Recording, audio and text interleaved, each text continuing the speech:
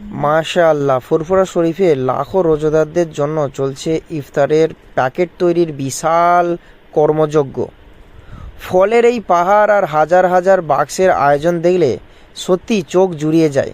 একদিকে রয়েছে কলা স্তূপ, অন্যদিকে পেঁপে, আর অন্যদিকে আরও নতুন ফল। শত শত স্বেচ্ছাসেবক আল্লাহ সন্তুষ্টির আশায় নিজের হাতে যত্ন করে সাজাচ্ছেন ইফতারের সামগ্রী। আল্লাহ তাআলা তাদের এই মেহনতকে কবুল করুন, সকলে বলি আমিন। ভিডিওটি ভালো লাগলে সকলে বেশি বেশি করে শেয়ার করুন।